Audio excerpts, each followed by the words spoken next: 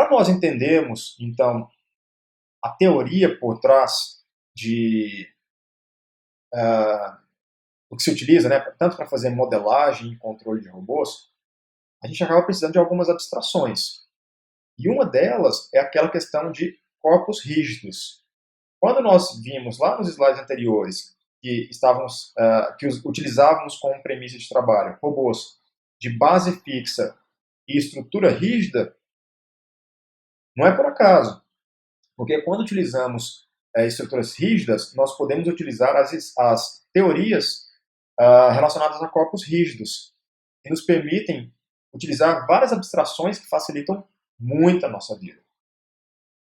Mas para isso, primeiro a gente tem que entender, né, o que é um corpo rígido, quais são as transformações que podemos fazer que operam em cima de corpos rígidos e como que eles podem ser utilizados para nós modelarmos e controlarmos robôs. Logo, o que é um corpo rígido, exatamente? Então eu vou começar primeiro com a intuição por trás de corpos rígidos e depois mostrar uma definição falar sobre uma definição um pouquinho mais formal. Do ponto de vista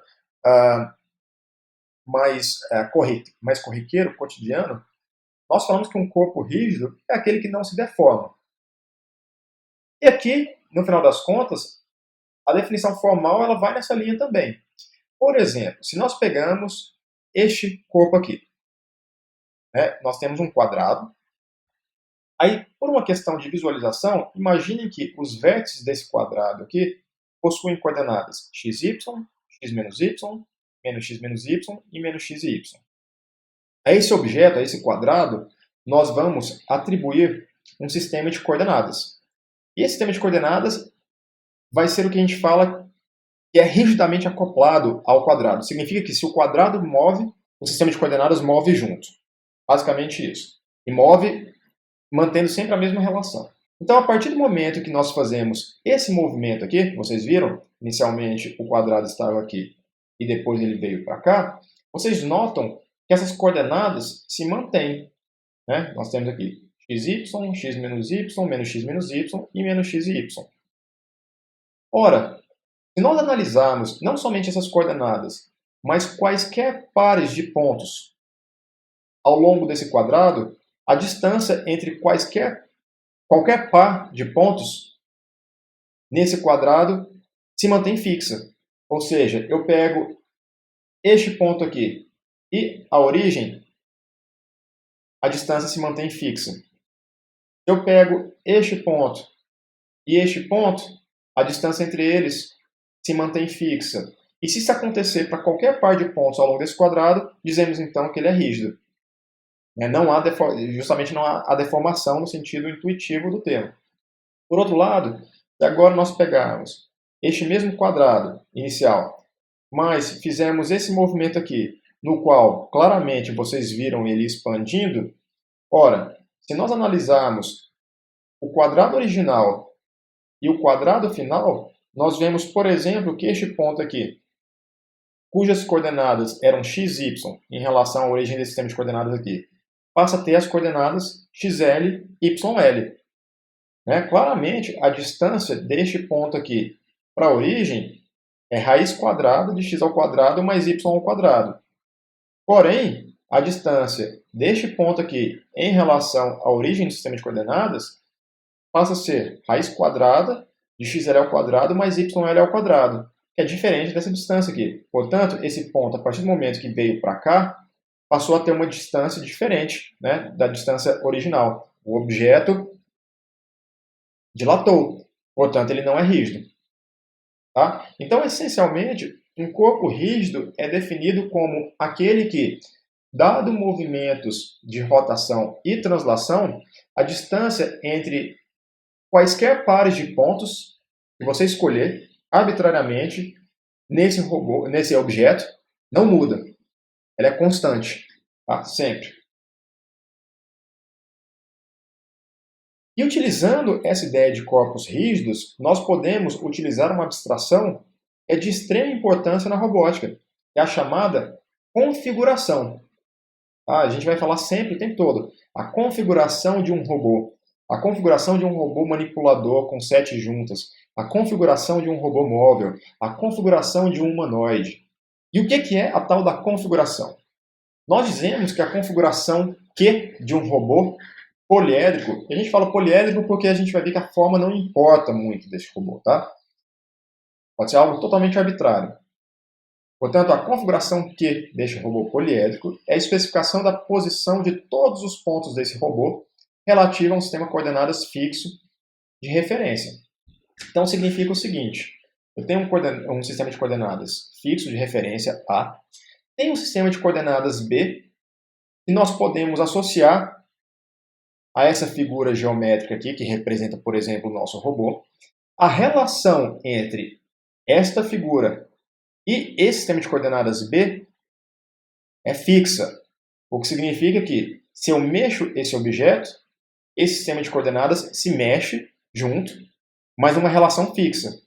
Tá? Então, se eu direcionar minha cabeça tal que o Y sempre esteja apontando para cima, no meu ponto de vista, e o X esteja apontando para a direita, então se eu rotacionar isso aqui, por exemplo, e eu rotacionar minha cabeça também de maneira igual, eu vou ver que a relação entre esse sistema de coordenadas e esse objeto é fixa.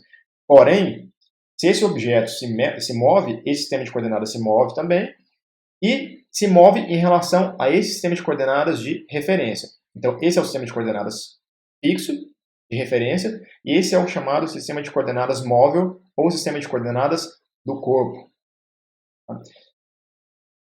Então, basicamente é o seguinte: uma vez que nós fizemos essa translação seguida de uma rotação, de tal maneira que esse robô agora está assim, esse sistema de coordenadas se movimentou, né, junto com esse robôzinho aqui. Notem que eu posso pensar o seguinte: olha, já que os dois estão sempre se movendo em conjunto, eu não preciso muito pensar nessa forma aqui. Eu posso simplesmente pensar no sistema de coordenadas. Uma vez que eu defino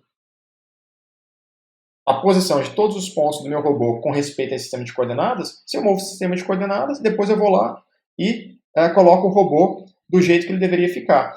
O que significa o seguinte: em outras palavras, significa se eu pegar esse sistema de coordenadas aqui e colocar o X para cá agora, o Y para cá, como eu sei qual que é a relação entre o sistema de coordenadas e aquela figura geométrica, o que eu tenho que vir aqui agora é desenhar aquela figura geométrica.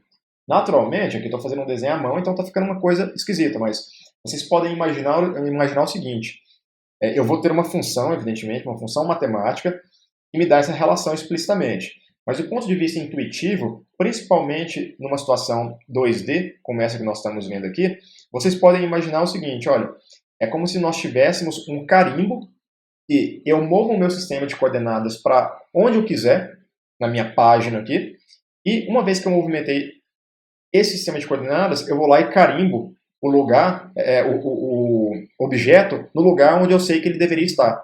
Tá? Então, essa função matemática ela vai fazer o papel do nosso carimbo, ou seja, vai fazer o papel da função que, dado um sistema de coordenadas qualquer, por exemplo, vamos voltar aqui, dado esse sistema de coordenadas, ela coloca o objeto em relação a esse sistema de coordenadas no local apropriado. Então, se eu mudo o sistema de coordenadas, eu sei que eu tenho que colocar o objeto aqui no lugar apropriado. Essa função vai fazer isso para a gente de maneira explícita.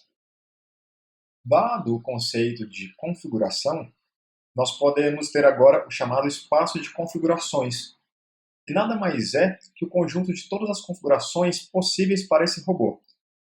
Logo, se nós chamamos as configurações de Q, podemos chamar o espaço de configurações de C, e para todas as possibilidades que eu conseguir colocar Q, eu agrego ao conjunto dessas configurações, que forma, no final das contas, o espaço de configurações.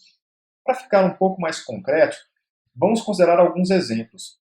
Uma coisa que vocês têm que levar em consideração aqui é o seguinte: esse é um espaço abstrato, e diz como que o robô poderia estar no espaço.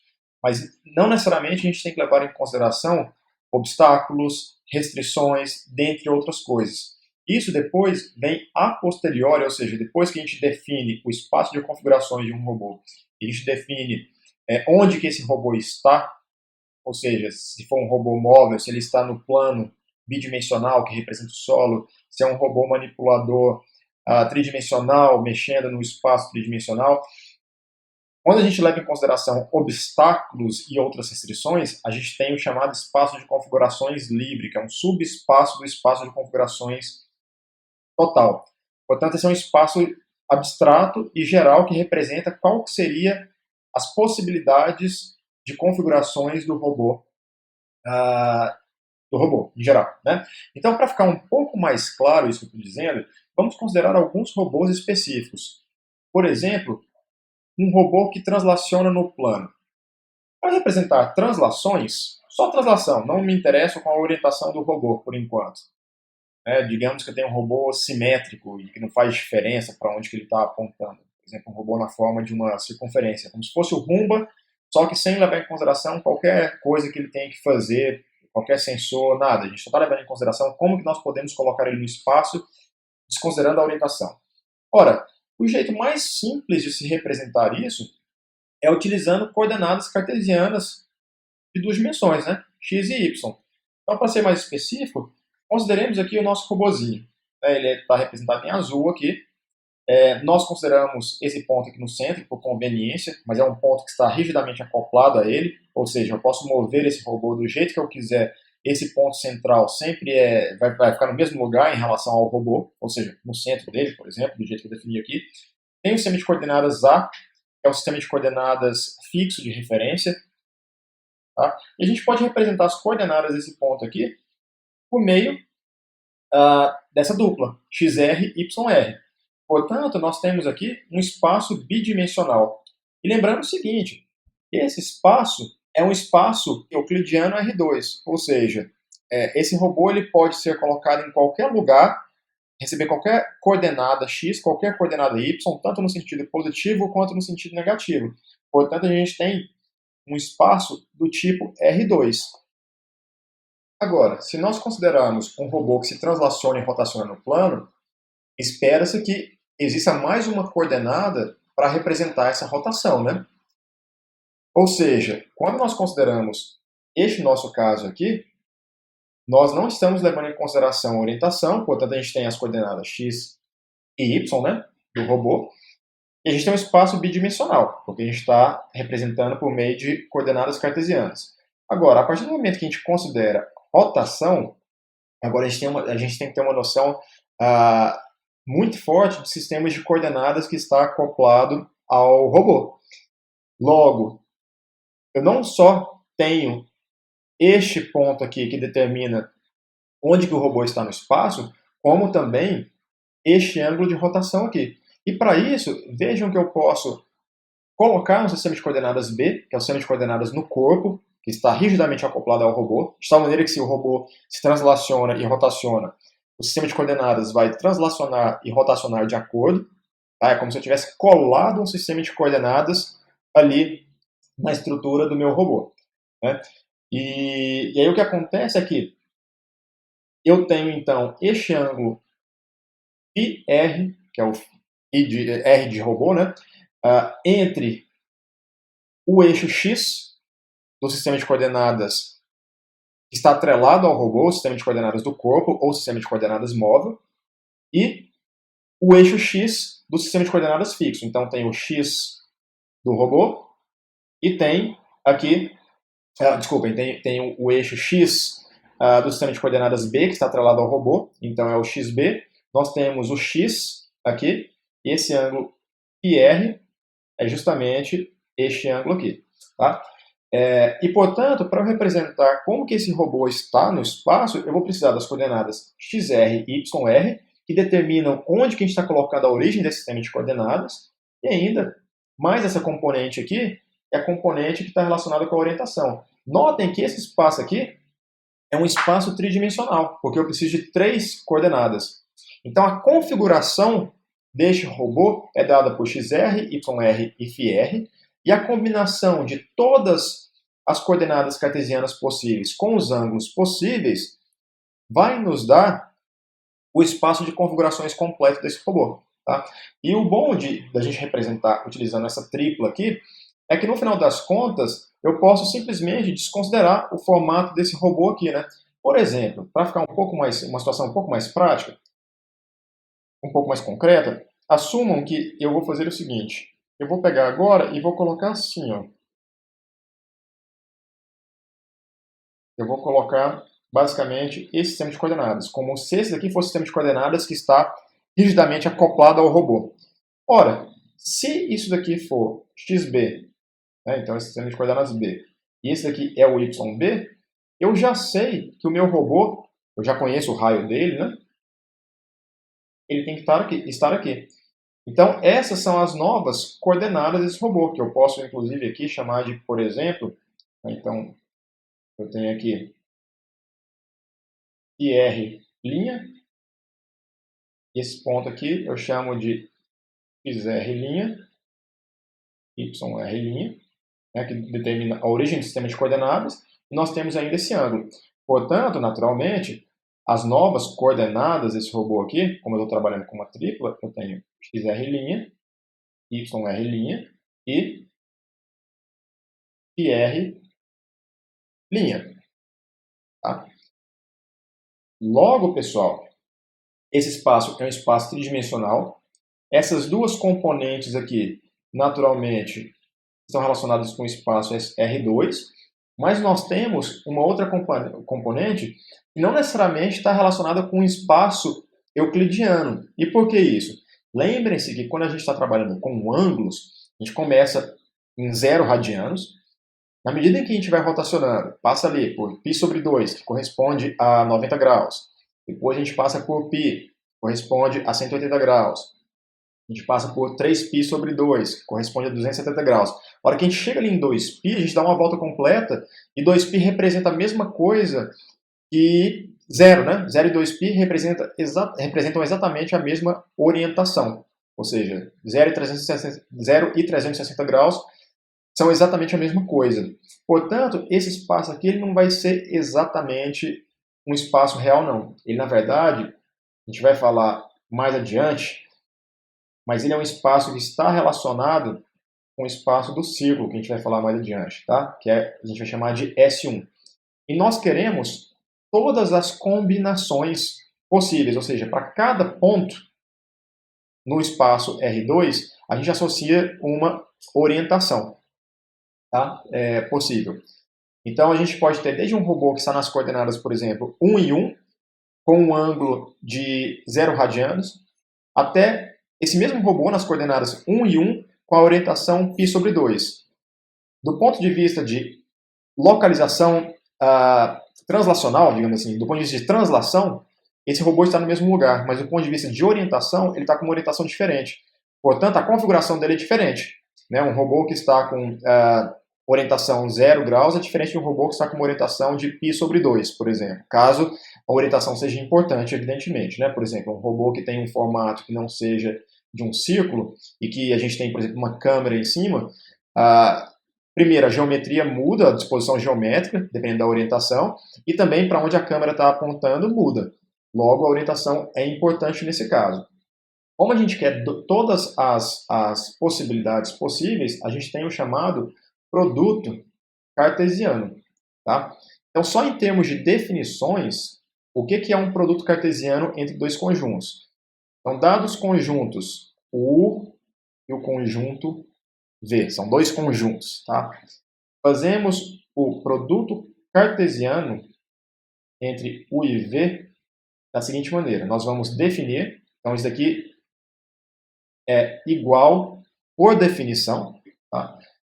Então, ele é igual por definição a essa dupla aqui, U, V, tal que U pertence a U e V pertence a V. Ou seja, nós estamos pegando aqui todas as combinações possíveis de pares cujas componentes estão relacionadas com os conjuntos envolvidos no produto cartesiano. Logo, eu vou pegar aqui, então, todos os elementos de U, todos os elementos de V, e vou fazer a combinação par a par por meio de dupla. Tá? Lembre-se que quando a gente define um conjunto, conjunto não tem ordem.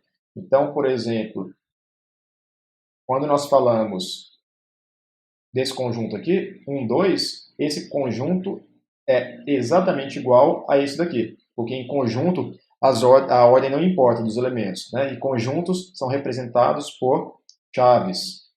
Então, de fato, aqui a gente está representando um conjunto, porque nós temos chaves aqui. Tá? Agora, duplas possuem um ordenamento, o que significa o seguinte: se nós pegarmos aqui, na verdade, vou até voltar aqui, que eu só quero mudar isso aqui. Então, se nós pegamos isso aqui, 1, 2 e 2 e 1, nós temos estruturas diferentes, porque a ordem importa. Para que eles sejam iguais, este primeiro elemento aqui tem que ser igual a esse primeiro elemento e o segundo elemento tem que ser igual ao segundo elemento. Tá? Então, quando nós fazemos o produto cartesiano, nós estamos pegando todas as combinações possíveis entre os elementos de ambos os conjuntos, levando em consideração a ordem. Tá? Então, naturalmente, o produto cartesiano entre U e V é diferente do produto cartesiano entre V e U. A ordem importa. Tá? Ou seja, o que significa aqui então, voltando para o nosso contexto, agora que nós vimos a ideia de produto cartesiano? Nesse espaço aqui,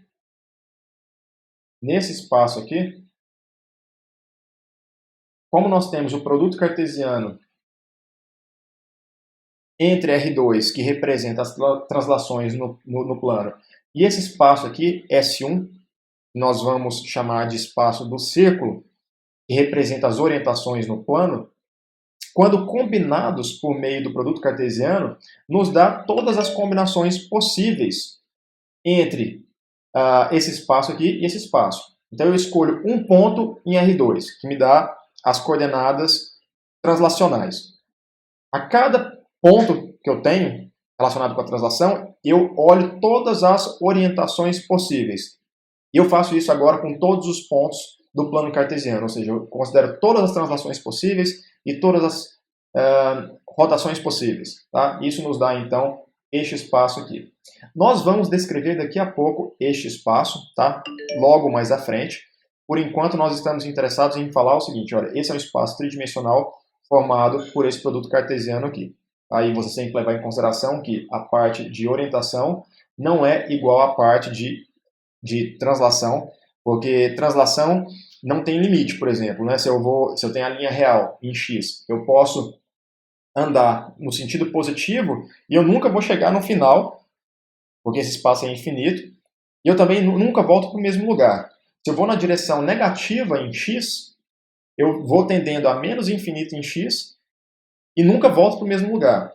Já se a gente estiver trabalhando com orientação, se eu sigo, né, se eu caminho ao longo do círculo aqui, então imagine um círculo. Vamos colocar aqui o círculo de raio unitário, por exemplo. Se nós caminhamos nessa direção aqui, então naturalmente a gente vai voltar para o mesmo lugar.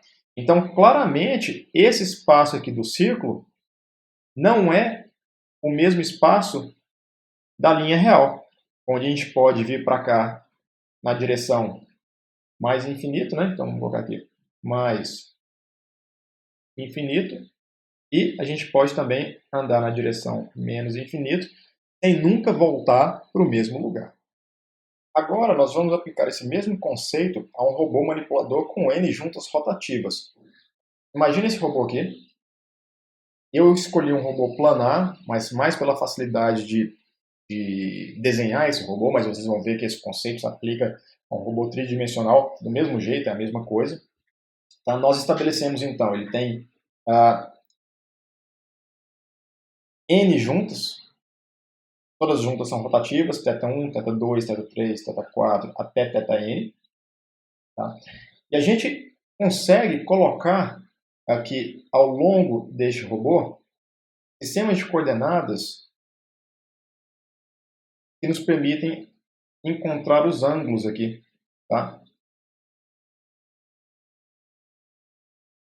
Entre dois sistemas de coordenadas, entre dois elos consecutivos. Então a gente poderia, por exemplo, aqui eu vou colocar arbitrariamente, depois a gente vai ver que existe um jeito muito metódico e padronizado de se colocar esse sistema de coordenadas, mas em princípio eu posso colocar o sistema de coordenadas do jeito que eu quiser, desde que ele fique rígido em relação à extremidade final de cada elo. Tá? Então, basicamente é o seguinte.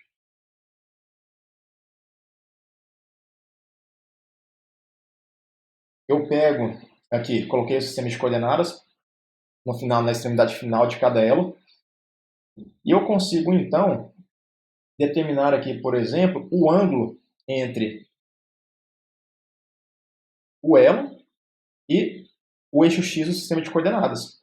Tá? Então, nesse primeiro elo aqui, eu tenho um ângulo θ1, né, que faz com que ele tenha essa disposição. Nesse segundo caso aqui, eu tenho o ângulo θ2 entre este elo e este eixo aqui, me dá θ2. Eu tenho agora o ângulo entre este eixo aqui e este elo aqui, me dá θ3. Entre este eixo e este elo. E por aí vai até chegar ao enésimo. Notem que isso é o suficiente para determinarmos toda a disposição do robô no espaço físico, né? Ou seja, se eu utilizo θ1, θ2, θ3, θ4 até θn como coordenadas generalizadas, ou seja, a minha configuração do robô, eu consigo determinar exatamente como que ele está no espaço, né? Porque eu posso, por exemplo, vamos pegar esse primeiro caso aqui, θ1. Imagine que θ1 fosse exatamente igual a 90 graus. Então, como nós sabemos a regrinha de construção deste robô aqui, então eu vou colocar aqui x, y, a. Aqui está o elo fixo, primeira junta. Lembre-se que o ângulo θ1 vai ser o ângulo entre o elo e o eixo x. Tá? Se eu falo que é 90 graus, então 90 graus é esse ângulo aqui. Então significa que a direção, né, do elo vai ser essa daqui. Logo, eu venho aqui e coloco aqui. Tá?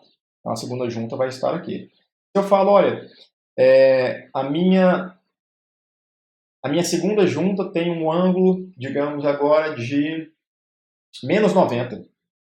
Eu coloco menos 90, lembre-se que o eixo X eu, de propósito, coloquei para cá, então esse aqui é o X e o Y, né? Desse sistema de coordenadas que está no final desse primeiro elo, e eu falo que o ângulo é de menos 90. Ora, menos 90 é esse ângulo aqui, para cá. Então significa que o segundo elo estaria aqui. Tá? E por aí vai. Além disso, como eu tenho uma relação fixa aqui entre a distância entre quaisquer pares de pontos, né, de cada um desses elos, eles são rígidos, então a distância entre dois pares de pontos consecutivos que eu escolho arbitrários nunca vai mudar, a gente não vai ter nem dilatação, nem contração, né? A gente determina exatamente como está esse corpo rígido aqui em função de θ1. A gente mostra exatamente qual que é a posição de todos os pontos desse elo aqui em relação ao sistema de coordenadas aqui, utilizando só θ2. A mesma coisa para θ3 e por aí vai. Foi o que nós fizemos aqui, né? Quando eu falei que o primeiro ângulo era de 90 e o segundo era de menos 90, por exemplo. Então a gente pode utilizar como configuração essa tupla aqui, tupla com T, é uma generalização do conceito de dupla. Dupla tem 2 elementos, tripla tem 3 elementos, quádrupla 4 elementos. Quando a gente tem um número arbitrário, a gente chama de tupla. E como é uma tupla que tem n elementos, é uma n-tupla. Esse espaço, então, precisa de n elementos para ser representado. Vocês têm n coordenadas, então é um espaço de n dimensões.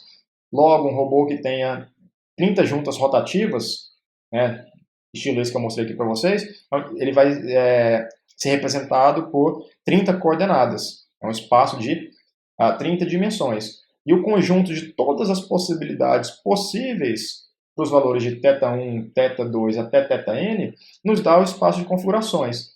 Nós já vimos na discussão anterior que o espaço relacionado com as orientações ou rotações, é um espaço que não é euclidiano, eu não posso representar por uma linha real. Né? Lembra do ciclo. Eu saio de 0 radianos, dou a volta no ciclo, chego a 2π, no final das contas eu voltei à estaca zero, né? Voltei exatamente ao mesmo ponto que eu estava inicialmente. E, portanto, então, a gente já sabe que cada uma dessas coordenadas pode ser representada por um espaço S1, tá? Que eu vou descrever agora em seguida. Mas se cada um é representado por um espaço S1, esse aqui é S1, esse daqui também é um espaço S1, esse aqui também é um espaço S1, e nós temos, então, todas as combinações possíveis, né, desses valores aqui. Então, eu tenho um produto cartesiano. Então, esse espaço é o espaço S1, S1, vou fazer um produto cartesiano com S1, né, e eu tenho N vezes isso aqui. Tá? Então agora, para ficar um pouco claro, já que eu mencionei muito o tal do espaço S1, que é o espaço do ciclo e tudo mais, vamos caracterizá-lo de maneira um pouco melhor. Essencialmente é o seguinte, vamos aqui desenhar um ciclo de raio unitário. Tá? O que acontece é o seguinte, tem um jeito que eu posso representar a orientação.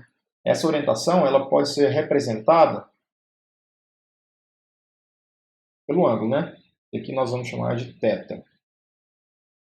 Só que notem que o problema de representar por θ, nós já vimos, que é você começar com 0 radianos, dar a volta no ciclo e chegar no mesmo lugar. Né? Você começa aqui em 0, vai andando, vai andando, vai andando, vai andando, chega no mesmo lugar. Isso gera uma certa ambiguidade.